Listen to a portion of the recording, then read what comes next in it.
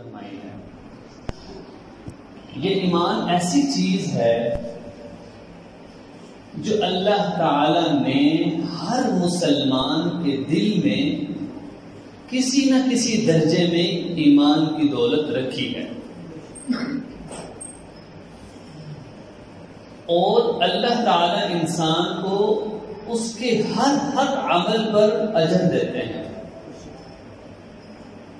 لہذا رسول اللہ صلی اللہ علیہ وسلم کی ایک حدیث ہے، آپ صلی اللہ علیہ وسلم نے فرمایا کہ جو آدمی وضو کرے اور وضو بھی اچھے طریقے سے کرے اور وہ وضو کر کے نماز کے لیے روانہ ہو جائے تو اللہ تعالیٰ اس کو اس کے ہر قدم پر ایک نیکی عطا فرماتے ہیں، اللہ تعالیٰ اس کے ہر قدم پر ایک گناہ معاف فرماتے ہیں، اور اللہ تعالیٰ اس کے ہر قدم پر ایک درجہ بلند فرماتے ہیں. اور فرمایا کہ جب یہ آدمی وضو کرے اور وضو بھی وہ اچھے طریقے سے کرے تو اللہ تعالیٰ اس پر اس کو یہ اجر دیتے ہیں کہ جب وہ مسجد جا رہا گویا کہ وہ احرام باندھ کر حج اور عمرے کے لیے جا رہا. عزیزان محترم، یہ فضیلت اس کو ملے گی جو وضو گھر کر کے آئے. لہٰذا جب تک حالات خراب ہیں پہلے نیت تو میں اور آپ یہ کریں کہ ہم وضو کم از کم گھر کر کے آئیں تاکہ ہمیں یہ فضیلت مل جائے. بہت سارے ایسے عمل ہیں کہ وہ ظاہر ہمیں دیکھنے کو نظر آتے ہیں کہ پتہ نہیں ان پر کوئی اجر ہے بھی کہ نہیں، لیکن اللہ تعالیٰ نے ان پر بہت اجر رکھا ہے. پھر دوسری حدیث میں رسول اللہ صلی اللہ علیہ وسلم نے فرمایا لا تجعلوا بیوتکم قبورکم، تم اپنے گھروں کو قبرستان نہ بناؤ. پوچھا کیا یا رسول اللہ، یہ گھروں کو قبرستان بنانے کا کیا مطلب ہے؟ رسول اللہ صلی اللہ علیہ وسلم نے فرمایا کہ نماز کا کچھ حصہ گھر بھی ادا کر دیا کرو. اس لیے پتہ چلا کہ ہم یہ کہتے ہیں کہ سنتیں گھر پڑھو، بعض لوگ کہتے نظر آتے ہیں کہ کیا ہر جگہ سنتیں مسجد پڑھ لیں.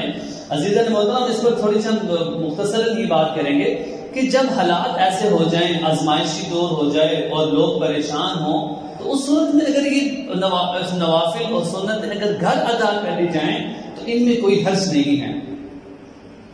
لہذا کچھ بات کرتے ہیں کہ آج کل کچھ لوگوں کے اندر ظاہر انسان کے اندر ایک جذبات ہوتے ہیں، خوف کی کیفیت ہوتی ہے. قرآن پاک میں اللہ نے فرمایا قُل لَا أَمْلِكُ لِنَفْسِي ضَرًّا وَلَا نَفْعًا، آپ نفع نقصان کے خود مالک نہیں ہیں. میں اپنے نفع کا خود مالک ہوں نہیں ہوں، میں اپنے نقصان کا خود مالک ہوں نہیں ہوں. میرے نفع نقصان کا مالک کون ہے؟ اللہ کی ذات ہے. دوسری چیز، ابن عباس رضی اللہ عنہ، اس کو ہم قرآن و حدیث سے سمجھیں گے. بعض لوگ آج کل پوچھتے ہیں کہ جو ہم ماسک پہنتے ہیں، یہ جو احتیاطی تدابیر ہیں، ہماری رہنمائی کریں کہ اسلام اس حوالے سے کیا کہتا ہے. آج کی اس گفتگو میں ہم معلومات لے کر جائیں گے کہ اسلامی نقطۂ نظر سے اس کی کیا حیثیت ہے. اسلامی معلومات ہم لے کر رسول اللہ صلی اللہ علیہ وسلم نے فرمایا، ابن عباس رضی اللہ عنہ کی حدیث میں وَلَوِ اجْتَمَعُوا عَلَىٰ أَن يَنفَعُوكَ بِشَيْءٍ لَمْ يَنفَعُوكَ إِلَّا بِشَيْءٍ قَدْ كَتَبَهُ اللَّهُ لَكَ. سارے کے سارے لوگ جمع ہو جائیں، وہ تمہیں نفع پہنچانا چاہیں، اللہ نہ چاہیں تو وہ تمہیں نفع نہیں پہنچا سکتے مگر اتنا جتنا اللہ نے تمہارے مقدر میں لکھ دیا ہے. پھر فرمایا وَلَوِ اجْتَمَعُوا عَلَىٰ أَن يَضُرُّوكَ بِشَيْءٍ لَمْ يَضُرُّوكَ إِلَّا بِشَيْءٍ قَدْ كَتَبَهُ اللَّهُ. سارے کے سارے لوگ جمع ہو جائیں، وہ تمہیں نقصان پہنچانا چاہیں، وہ تمہیں نقصان نہیں پہنچا سکتے مگر اتنا جتنا اللہ نے تمہارے مقدر میں لکھ دیا. اس سے پتہ چلا کہ نفع کا مالک بھی میں خود نہیں ہوں اور اپنے نقصان کا مالک بھی میں خود نہیں ہوں. لہذا رسول اللہ صلی اللہ علیہ وسلم نے صحابہ کی تربیت فرمائی. تربیت کس چیز کی فرمائی؟ میں اور آپ، ہمارے اندر ایک خوف ہے، ایک جذبات ہیں. ان خوف اور جذبات کے ہوتے ہوئے رسول اللہ صلی اللہ علیہ وسلم نے صحابہ کی تربیت کیا کی تھی، آئیے ہم دیکھتے ہیں.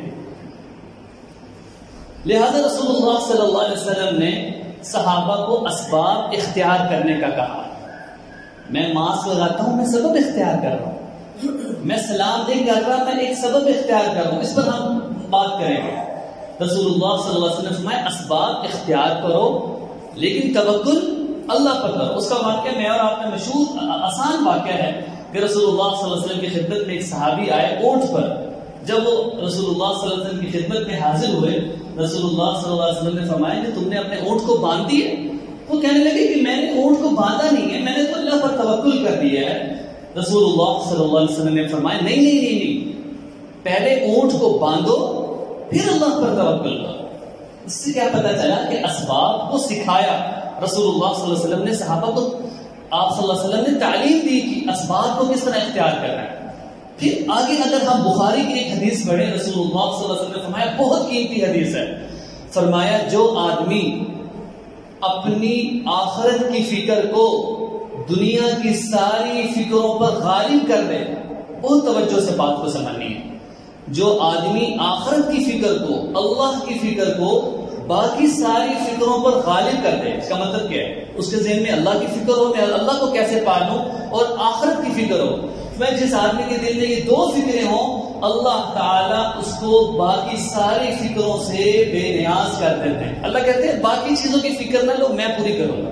لیکن عزیزان محترم دوسری وقت بہت تھوڑا ہے, دوسری چیز فرمایا کہ جو آدمی دنیا کی فکر کو آخرت کی فکر پر اور اللہ کی فکر پر غالب کر دیتا ہے.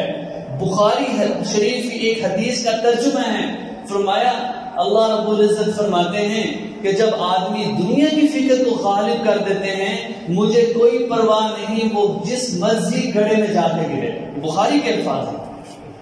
اس سے پتہ کیا چلا, مختصر انداز کر رہا ہوں کہ میرے اور آپ کے اندر کس کی فکر ہے. اگر تو ہم یہ فکر کر رہے ہیں میری زندگی بچ جائے, میں بچ جاؤں, فکر آخرت کی ہو لیکن اسباب دنیا کے اختیار کریے.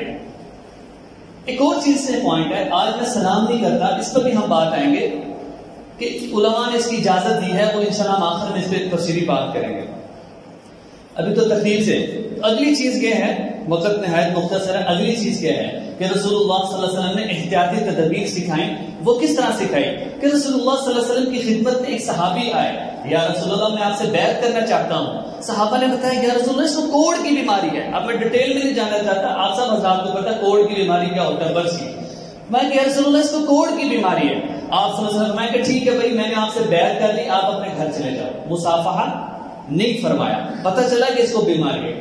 پھر ایک وہ اور واقعہ آیا, رسول اللہ صلی اللہ علیہ وسلم فرمایا کہ لوگوں کہ تو فرمایا کہ لا عدوى ولا سفر ولا ہام, بیماری متعدی نہیں ہے. ایسے ایک دیہاتی بیٹھا ہوا تھا, کھڑا ہو گیا, یا رسول اللہ آپ کہہ رہے ہیں بیماری متعدی نہیں ہے, ایک بندے سے دوسرے کو بیماری لگتی ہے, دوسرے سے تیسرے کو لگتی ہے, کیسے متعدی نہیں ہے؟ جیسے دیہاتی سادہ لوگ ہوتے ہیں, انہوں نے سوال کیا. رسول اللہ صلی اللہ علیہ وسلم نے بڑے سادے انداز میں اس کو جواب دیا. کیا عربی کے الفاظ میں ترجمہ کر رہا ہوں, کیا فرمایا کہ وہ جو پہلا اونٹ تھا اس کو بیماری کہاں سے لگی؟ وہ دیہاتی کہنے لگا ہمارے صحت مند اونٹ ہوتے ہیں, ان میں بیمار آ جاتے ہیں, وہ سب کو بیمار کر دیتے ہیں. رسول اللہ نے فرمایا جو پہلا اونٹ تھا وہ کہاں سے بیمار ہوا؟ اس کو بھی تو اللہ نے بیمار کیا تھا. خلاصہ یہ نکلا, اگر کوئی ڈاکٹر ہدایات کر دیں احتیاطی تدابیر کو, تو وہ ہم اس کو اختیار کریں. اس میں کیا ہے, اگر وقتی طور پہ کہا جائے اس سے مسافہ نہ کریں, یہ ایک سنت عمل ہے, لیکن اس کو اس لیے نہیں چھوڑنا کہ یار یہ سنت کو چھوڑا ہوں, اس لیے سے کہ میری وجہ سے کسی مسلمان کو تکلیف نہ ہو. حدیث میں المسلم من سلم المسلمون من لسانه, میں ماسک لگاتا ہوں. جیسے محترم میرا اور آپ کا اب یقین خراب ہے, میں ماسک لگاؤں گا, میں سلام نہیں کروں گا, میں اگر ہم ٹھیک ہو گئے بیماری ختم, میں کہوں گا یار میں نے ماسک لگایا تھا تو میں بچ گیا, میں نے سلام نہیں کیا تھا تو میں بچ گیا. عزیزان محترم سنت چھوڑ کر کوئی بچ سکتا ہے؟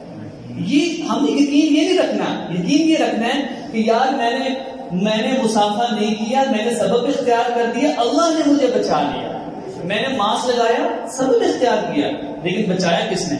اللہ نے. یہ ساری چیزیں وہ ہیں کہ جن کو ہم اپنی زندگی میں لے کر آئیں.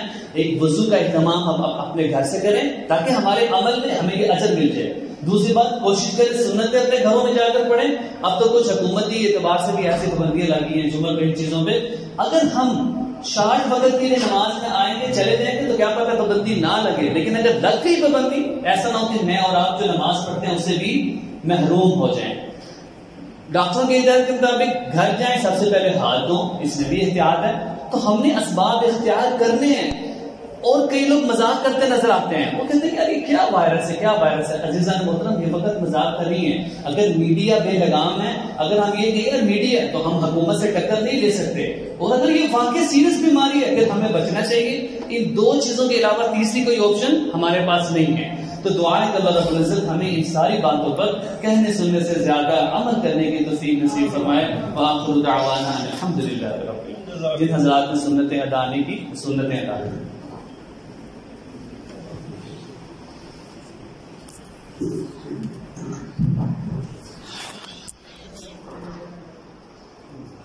فرمائی ہے یہ ایمان ایسی چیز ہے جو اللہ تعالی نے ہر مسلمان کے دل میں کسی نہ کسی درجے میں